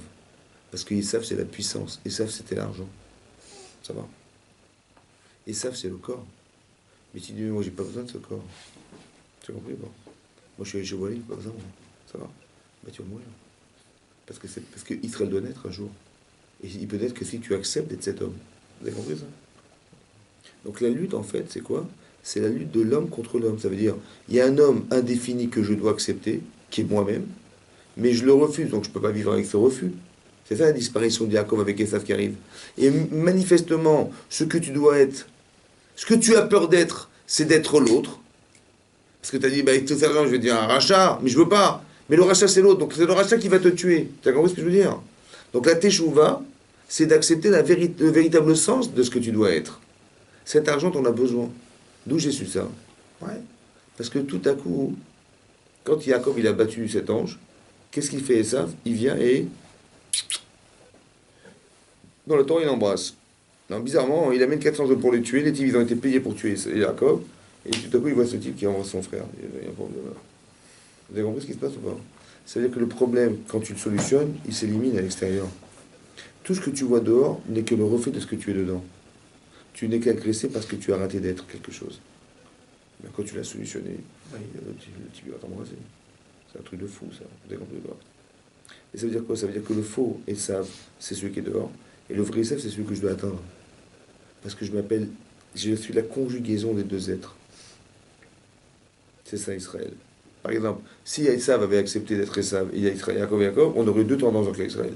Il y aurait des gens, il aurait dû s'occuper du Olamazé au maximum de ce qu'il devait faire. Et des gens dans la Torah, ils ne devaient pas faire Bitul Torah, ça aurait été les deux. Maintenant, nous, il y aurait deux tendances. Maintenant, il y a les mêmes tendances dans les deux. C'est-à-dire qu'on doit faire attention à la Parnassa et on doit faire attention à Vodat Hashem, dans le niveau de la Torah. Parce qu'Israël, c'est la conjuguée de deux êtres. Tu as lutté contre les Yetzirah et contre Esav et tu as gagné. Tu as compris ça? Ça, c'est la résultante des deux. C'est-à-dire qu'on est composé de deux choses antinomiques et que la plus grande des difficultés du monde, c'est d'arriver à créer le lien entre les deux et de faire de l'harmonie dans ce qui est différent. C'est ça Israël, vous avez compris? On est tiraillé entre le gouffre d'Esav et, comment vous dire, et la Neshama. Et la Neshama, elle ne comprend pas son corps, ça n'a pas de nom pour elle. Et son corps, sa Neshama n'a pas de nom pour lui. Ce Ish, il est indéfini, vous comprenez ce que ça veut dire ça? L'homogénéité. C'est l'harmonie entre les deux êtres qui sont complètement paradoxaux. Comment tu arrives à créer le lien? Ça, c'est ce qu'il a réussi à faire Yaakov Avinu. Vous avez compris? Et donc, quand il a lutté, qu'est-ce qui s'est passé? Son frère est arrivé, il a dit, alors Yaakov, il dit, mais accepte le présent que je t'ai donné. Ouais? C'est ce qu'il a dit, Esav? Qu'est-ce qu'il a dit, Esav? J'ai plein. Hein? J'ai plein. J'ai trop. J'ai trop. Yesh li rav. Ça veut dire quoi, Yesh li rav? J'ai plus que ce que j'ai besoin. Qu'est-ce qu'il a dit, Yaakov? J'ai tout. Yesh li kol. J'ai tout. Tu sais de quoi j'ai pensé, hein? Tu sais de quoi il a eu peur, Yaakov, au départ, quand il a eu peur? Il a eu peur d'avoir trop. Ça veut dire, ma main, elle est petite. Moi, j'ai pas besoin de tout ça, moi. Je suis dans la Torah, j'ai besoin de tout ça. Si tu n'acceptes pas ce qu'on te donne, tu vas mourir. Ça veut dire quoi? Il faut que tu comprennes que comme tu joues le rôle de l'autre, comme si qu'il avait eu peur de dire comme Esav, j'ai trop. T'as une petite main et t'en as trop, ça déborde. Mais c'est pas possible, parce que si tu reçois plus que ce que tu es, c'est que c'est un problème. Yesh li rav, il a eu peur, Yaakov, de dire comme son frère, Yesh li rav, j'ai trop. Maintenant il a dit non, j'ai compris. Ma teshuva, c'est d'accepter ce que je suis par rapport à ce que j'aime me donne. Donc je lui dis Yeshlikol, ça veut dire que tout ce que je suis, ça correspond à ce que je reçois. Tu as compris ça? Maintenant, vous avez compris ça? C'est-à-dire que ce qui est marqué dans la Torah, c'est que tout ce que tu dois, tout ce que tu reçois, ça correspond à ce que tu es. Si tu es surpris, c'est que tu n'es pas toi-même. Dans les deux sens. Tu dis, mais j'ai pas assez, c'est que tu n'es pas toi-même. Mais j'ai trop, c'est que tu n'es pas toi-même. Tu as compris ça? Il faut que tu comprennes que Yeshlikol, j'ai exactement ce que je dois recevoir, c'est ça. Mais pourquoi c'est clair? Parce que tu connais, tu comprends ce que tu es. Donc tu comprends que ça correspond à ce que tu reçois. Vous avez compris ce que je veux dire?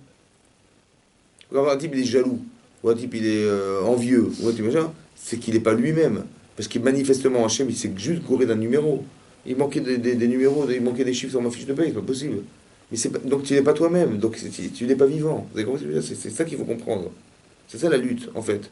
La lutte de Yaakov contre cet homme, c'est contre Yetzirah qui voulait lui faire croire qu'il était quelqu'un d'autre. Et c'est de ça dont il a peur. Mais c'est d'où c'est révélé ça? C'est révélé parce que quand il voit ça va arriver, il dit mais je ne sais pas si c'est mon frère ou si c'est mon ennemi. Mais pourquoi t'as peur? Pourquoi t'as peur? Parce qu'il y a quelque chose en toi qui n'est pas solutionné. Donc Hachem il va te l'envoyer pour que tu te solutionnes et que tu t'en débarrasses. C'est une tova. Vous avez compris ce que je veux dire? Vous avez compris ça? Des fois c'est pas très grave, des fois c'est très très grave. Et là ça paraissait très grave parce qu'il allait disparaître. D'accord? À la suite de ça, qu'est-ce qui a marqué dans le texte? À la suite de ça, c'est marqué comme ça. C'est marqué.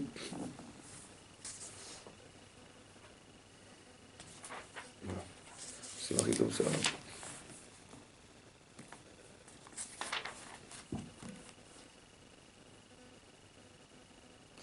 Yaakov nasa Soukota. Donc ils se sont séparés. Yesav et Yaakov. L'autre il est parti à Seir. Et lui, Yaakov, il est allé vers Soukot. Une ville s'appelait Soukot. Vaïven au Baït. Là-bas, dans cet endroit, il s'est construit une maison. Ça va? Où le Miknéou et son menu bétail à sa Soukot. Il a fait des cabanes. Il a fait des étables pour son menu bétail. Alken, c'est pour cela qu'à Rachem Amakom, on a appelé cet endroit Soukot. Il est parti à Soukot. Mais en fait, ça s'appelle pas Soukot. Ça va s'appeler Soukot. C'est pourquoi? Parce que là-bas, il a fait des étables. Pour lui, il s'est fait quoi? Une maison. Mais pour ses animaux, il a fait des Soukot. La première fois qu'on voit Soukot dans la Torah, c'est là. C'est que la cabane, c'est une cabane pour une étable. Même pour les animaux, quoi. Vous avez compris ou pas? Je savais quand ils étaient les chèvres. Il n'est pas encore né, celui qui croit qu'il est. Vous avez compris? Mais c'est quoi? Finalement, la Ksouka, c'est une étable, quoi. Hein? Pourquoi c'est comme ça? Comme si c'est la partie animale de l'homme qui va rentrer dans la Souka. C'est vrai que c'est bizarre. C'est bizarre parce que elle est où l'évolution? Il y avait Rosh Hashanah, il y a eu Kippour, on est arrivé à Kippour, c'est-à-dire on est au top du top. Et hop, on retombe dans une étable. Où est-ce qu'il y a l'évolution? Oui? C'est pour nous remettre à zéro. Là. Hein? C'est pour nous remettre à zéro. C'est pas normal, c'est affligeant quand même. Et où tu évolues, tu me dis, sors de chez toi, rentre dans une cabane. Et on te dit là dans le texte, c'est des animaux. Des animaux, quoi. C'est bizarre, hein, c'est affligeant. Et où tu grandis, tu rapetissis là. Ah, t'occupes plus de rien, c'est le berger maintenant qui s'occupe de toi. Peut-être, mais c'est affligeant d'entendre qu'on est des animaux. Alken, on va appeler cet endroit Soukat, Al-Shem, Soukat, Shem, Mikne, le mini-bétail. Ça va? Ah, écoutez, voilà. C'est marqué dans le Rambam, dans Ichot Teshuva là-bas. C'est marqué là-bas, dans Perek Bet, là-bas, c'est marqué que quand tu feras Teshuva, c'est bien que tu déménages. Tu es en Galout, en exil. Ouais? Parce que le Rambam, il explique, c'est une Gemara qui dit que la Galout, l'exil, Mechaperet Avon, elle expie les fautes. Ouais? En quoi le fait... Avant Kippour. Comment? Pourquoi on fait pas Soukot avant Kippour? D'abord, il faut faire Teshuva. Après la Teshuva, tu vas en exil. Ça va? Comme c'est marqué dans la Rambam. Non, mais c'est l'exil qui enlève les fautes. Ah, justement. Après, ça va enlever la faute. Toi, tu fais Teshuva, Ouais. mais c'est quoi qui enlève la faute? C'est l'exil. En quoi l'exil, ça enlève les fautes? Mais C'est quoi la logique? Dieu, il juge à Kippour. C'est-à-dire, il ferme le... D'accord. Il clôture son jugement. Mais il te met, après, il dit rentre dans la souka, va en exil. Parce que ça va expier tes fautes, ça. Quelle faute? De quoi tu parles? En quoi ça va expier tes fautes? En quoi l'exil, ça expie les fautes? On est en Israël, Beth Amikdash est détruit, hop, en Babylonie. En quoi le fait partir en Babylonie, ça nous explie nos fautes? Hein? Parce qu'on va souffrir en Babylonie.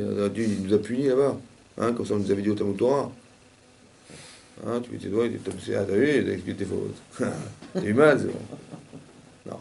Écoute, le Rambam, il dit comme ça. Écoutez, regardez le Rambam là-bas. Il dit, parce que la galoute, elle est méchapéron, tu sais pourquoi? Parce qu'elle entraîne chez lui de l'humilité. Ça va? Quand tu es chez toi, t'es sûr, mais quand tu es dehors, tu plus chez toi, bah tu te fais petit. Tu vois? Tu dis, t'es vous, on n'est pas chez nous. Ça va? Mais ce comportement, il t'amène à de l'humilité.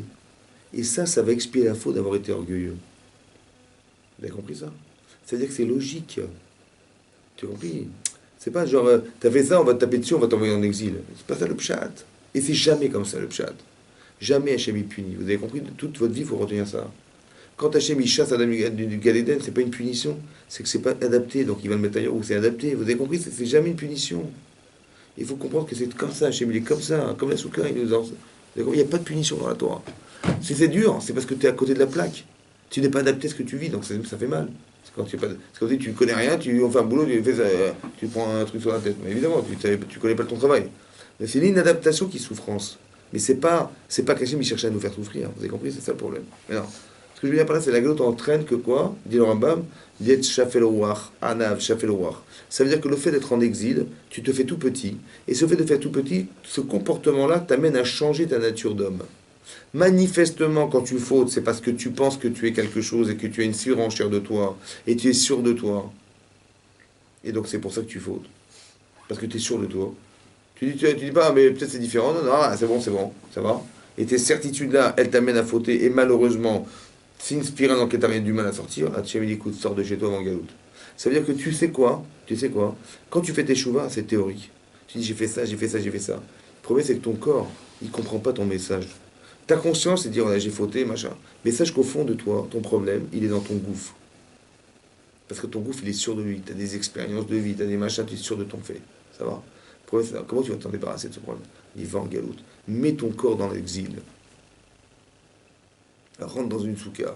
Tu as vu? T'es bien là-bas? Non, t'es précaire. Bah, tout à coup, tu deviens humble. Tu vois? Comme si on était provocateur de capara en rentrant dans une soukha. Mais tu mets pas ta neshama dans la soukha. Ça, j'aurais pas de problème. C'est ton corps qui a un problème. C'est lui qui te pousse à fauter. Fous-le en galoute. Mets-le dans une soukha. T'as compris? Mais sache une chose, que ça c'est Hachem. Hein. Il y a Oscar. T'as compris? C'est comme tu dis, fabrique le Mishkan. Après la faute, on a eu le Mishkan, la faute du Vaudor. Hachem m'a dit, mais c'est maintenant qu'on va démarrer ensemble. C'est là que tu m'intéresses. Vous avez compris le parallèle? C'est que la soukha, après Kippour, ça correspond au Mishkan après le Vaudor. T'as fait tchouva? T'as eu peur de perdre? Ouais? Tu m'intéresses, c'est là que tu m'intéresses. C'est cette conscience que je voulais atteindre. Pas celle que tu as reçue sur le mont Sinaï. Parce que là-bas, tu étais obligé d'accepter la Torah, tu sors d'Égypte, évidemment, tu vas dire merci Hachem. Mais c'est pas toi qui l'acceptes la Torah, c'est parce que tu es obligé de l'accepter la Torah. Tu peux pas dire non à Hachem quand il dit je te donne la Torah. Il t'a sorti d'Égypte, il t'a sorti de la galoute. Oui, non. Mais ça c'est pas ça que je veux, moi. Je veux toi. Donc tu vas fauter, évidemment. Parce que tu n'es pas adapté. Et c'est ça que tu vas te rendre compte de ce que tu as failli perdre. Et maintenant que tu te rends compte de la valeur de la Torah, là tu m'intéresses. Là on va faire le Mishkan. Ça va? C'est comme à Rosh Hashanah Kippour. Sincèrement, tu fais tes choix, tu dis, mais ce qu'il faut comprendre dans la sincérité de ce que je vous dis, c'est que quand tu te rends compte que tu as perdu le lien avec Hachem, quand tu fais une Avera, ça y est, c'est fini, mon vieux. Il n'y a plus d'Hachem, c'est terminé. T'as des boules ou pas? Mais bien sûr, parce qu'il n'y a plus de lien. Et comment tu vas te débarrasser de ce boulet qui t'empêche de rejoindre Hachem? T'as un boulet, t'as une Avera dans la tête, c'est-à-dire, pas une Avera, c'est pas un acte, c'est toute l'incidence de l'acte. Tout ce que ça comporte en toi, l'acte. C'est-à-dire tout le plaisir, le désir qui t'empêche. Quand un homme il change de position au départ, il dit Chazvé Shalom, tu fais une Avera, Chazvé Shalom. Et après on dit attends, Chazvé Shalom, pourquoi Chazvé Shalom? C'est pas grave, c'est pas si grave. Qu'est-ce qui s'est passé entre le Chazvé Shalom et c'est pas si grave? Le désir que tu as provoqué par le fait de la Avera, ce plaisir-là, il fait que tu vas quand même pas te priver de ce plaisir quand même. Donc intellectuellement, tu dis attends, pourquoi je vais souffrir d'accepter le contraire de ce que j'aime? Donc tu dis c'est pas grave. Vous avez compris? On est piégé. Cette spirale, tu peux plus en sortir. C'est fini cette spirale. Comment tu vas t'en sortir? Alors tu vas demander Mechila. Hachem il va dire attends, t'es sincère ou t'es pas sincère? Tu te rends compte de ce que est-ce que tu te rends compte que t'as un boulet? Tu peux dire Khatati, qu'il y a le boulet, tu le vois ou pas? Tu le vois ou pas? Il dit, ouais, je le vois, bien sûr. Et tu peux courir. Maintenant, je peux pas courir hein, à cause de lui. T'es sûr? Ouais. Sincèrement, ouais, sincèrement. C'est quoi, sincèrement? Sincèrement que maintenant, il n'y avait pas de lien. Il y a un lien maintenant. Tu veux le lien? Bien sûr. Alors Hachem, il est solaire. Il pardonne. C'est quoi pardonner? C'est qu'il va t'enlever le boulet. Tout à coup, tu vas te rendre compte que tu peux contrôler.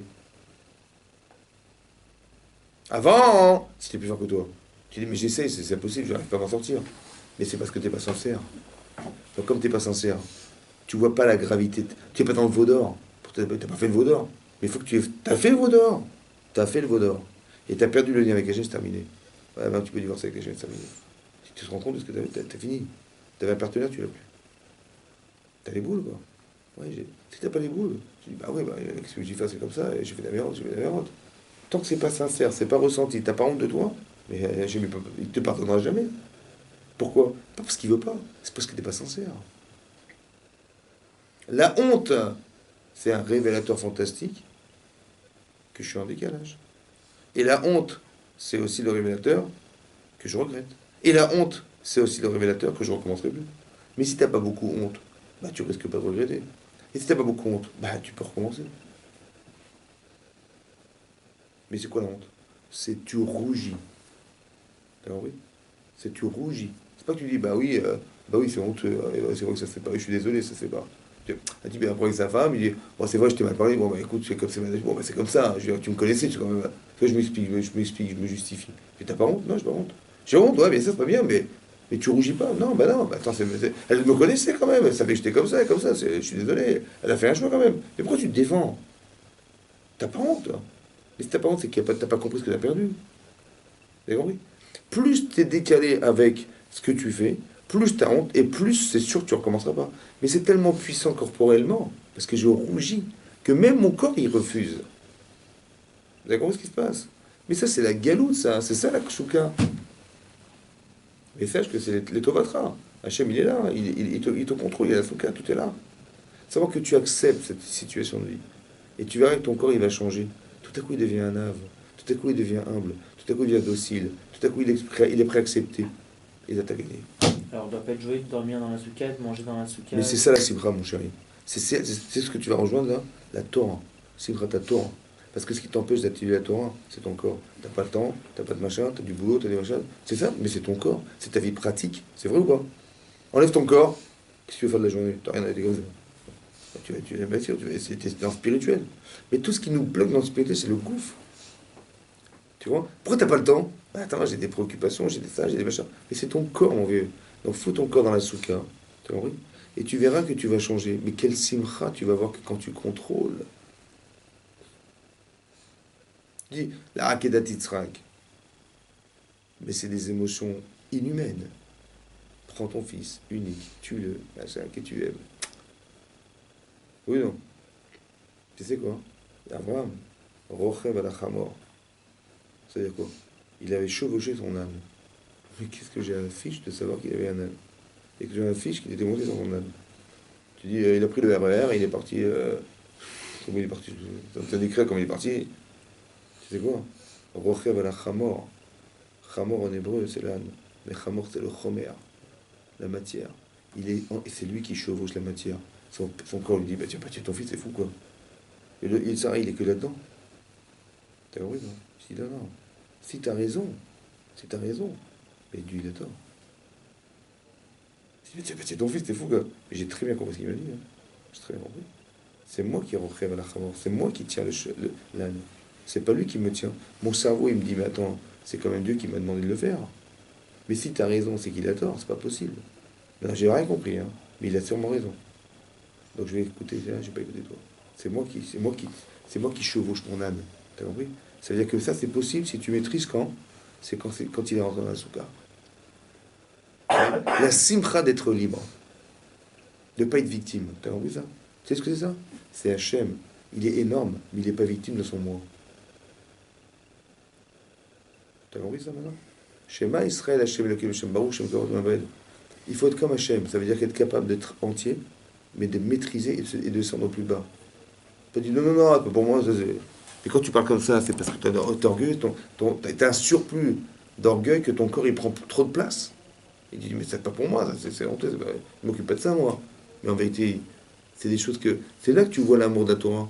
C'est que tu as tellement envie de faire du chesed, par exemple, que tu vas t'occuper des choses que les gens ne font pas. Parce que par désir de faire, même dans les petites choses. C'est peut-être pour ça qu'on a des enfants. Pourquoi? Parce que qu'est-ce que tu gagnes à t'occuper des bébés? Toi, personnellement, tu perds tes nerfs, tu perds tes cheveux, tu perds ta vie, tu perds ton temps. Oui, non. Quand ça va pas, quand tu dis à ta femme, écoute, par exemple, il faut changer la couche des gosses, tu dis, attends, ça va, je laisse ma femme faire, parce que moi je peux pas, moi. Donc c'est tes enfants, quand ils sont propres, c'est tes enfants, et quand ils sont sales, c'est les enfants de ta femme. Ouais. Quand tu vois ta femme, elle te dit, regarde tes gosses, comment ils se comportent. Tu vois, c'est plus les siens déjà, tu vois, là, oui. Ah, c'est les tiens maintenant, c'est les tiens. Quand ils sont bien, c'est les siens, et quand. T'as vu mes enfants, et quand ils sont bien, occupe-toi de tes enfants. Tout à coup, ça devient les autres. Ça va être un bruit. Parce qu'on n'est pas fier des autres. On n'est pas fier de soi quand on a des enfants. Mais tu dois l'accepter. C'est tes enfants, dans le bien et dans le mal. Tu peux mieux occupe-toi de tes enfants et ce qu'ils font tes enfants. Mais c'est les tiens aussi.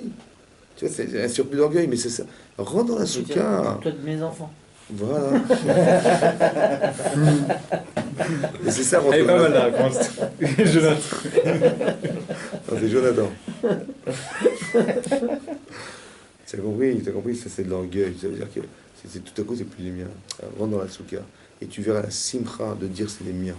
T'as compris, c'est la simcha, ça. C'est là que tu rentres dans la Torah. Parce que ton corps, il prend tellement de place que tu es plus lucide. Tu es plus dans la tête. La simcha de la Torah, c'est de savoir que la solution à tous mes problèmes, c'était la Torah. Et quand je vois que je la retrouve, parce que je ne l'avais plus, parce que manifestement, quand je fais le veau d'or, je suis coupé de la Torah, c'est terminé. Mais vous avez compris la nuance. Et c'est ça le cheminement. Comme c'est qu'on coupait l'année en deux, il y avait une année de construction, une année de Pessah jusqu'à Rosh Hashanah, on accepte, on faute, on se trompe, on arrive au Rosh Hashanah, on fait tchouva, et tout à coup, Kippour, et après Sukkot. Mais après Sukkot, il y a autre chose. La Simchat Torah, c'est de savoir que tu te sens heureux d'avoir un rapport à la Torah. Alors qu'avant, tu ne l'avais pas. Tu fais le beau d'or. Vous avez compris? On a retrouvé un lien perdu. C'est ça. C'est en ça qu'on a évolué. Vous avez compris? On a exactement mis le doigt où ça n'allait pas. Et c'est ça qui a été solutionné par la souka. Quand c'est que tu devais passer par la galoute et que tu provoques toi-même, tu dis, oh, je rentre dans la galoute, je rentre dans la souka. Tu vois? Ce côté précaire, parce qu'en vérité, il y a qu'Hachem. Tu dis, mais non, il faut du confort, il faut des machins, il faut des murs en béton, il faut des murs machin, il faut se rassurer. S'assurer, mais donc ça veut dire que tu t'assures, donc c'est-à-dire qu'Hachem, il est pas là, quoi. Tu t'assures tout seul. Mais non, tu rentres dans la souka, mais ce que tu as, c'est Hachem. Tu vois ce que je veux dire? Et tout ce qui va t'arriver, c'est Hachem. Sois Yoshev, assieds-toi dans la souka. C'est ça qui est marqué. Que pour lui, il s'est fait une maison. C'est quoi lui? C'est la certitude. Lui, c'est le moi. Le moi du départ, c'est devenu lui. Ani Vedodi Vedodi. Lo Asabaït. Il faut que tu sois clair dans ta tête. Que toi pour toi. Mais c'est sûr et certain qu'Hachem, c'est le bon là. Mais ton corps, il n'a pas compris. Alors rentre dans la souka. Parce que c'est lui qui va. C'est lui le boulet. T'as compris? C'est lui le boulet. C'est lui qui rentre dans la souka. Toi, t'es clair. Toi, dans la Torah, t'as fait tchouva, c'est clair et net. Seulement, t'as un boulet derrière, c'est ton corps qui t'empêche. Alors, fais-le rentrer dans la souka, celui-là. Les mikneu sa soukot. Vous avez compris comment ça marche? Il faut que tu comprennes que cette démarche de toi et de la souka, c'est toute ta vie comme ça. Que tu vas comprendre que des fois, tu n'arrives plus à contrôler. Alors, il faut que tu aies l'humilité d'accepter. Mais l'humilité, ça se construit, ça. Il va t'arriver des choses dans ta vie qui vont te rendre petit. C'est comme ça. Ouais. Tu dis, donc Dieu m'a puni. C'est pas ça qu'il a fait Hachem. Il a rétréci ton corps, entre guillemets. Comme si que même des fois, il t'arrive des trucs dans ta vie où tu as une souffrance corporelle. Cette souffrance, elle vient diminuer la part de ton corps dans ta tête. Et tout à coup, tu relativises. Et tout à coup, tu dis, la vie, tu vois, tu deviens philosophe, tout à coup. Pourquoi? C'est ça veut dire, tu rentres dans la galoute, tu vois. Ouais, c'est ta galoute. C'est-à-dire que la petite difficulté que tu as eue dans ta vie, elle a forcément une incidence sur ton corps. Mais accepte-la, cette incidence. Parce qu'elle t'a libéré de quelque chose. Tout à coup, ton corps, il est docile. Tout à coup, il peut accepter ce que tu veux. Alors, je dis, c'est bien, on va étudier la Torah, on va faire du misère. C'est quoi ce qui se passe? Alors, comment il prenait trop de place? C'est lui qui t'empêchait de vivre. Ta vraie vie. Vous avez compris? C'est ça, Soukot. C'est ça, le chef. Razak. C'est beau le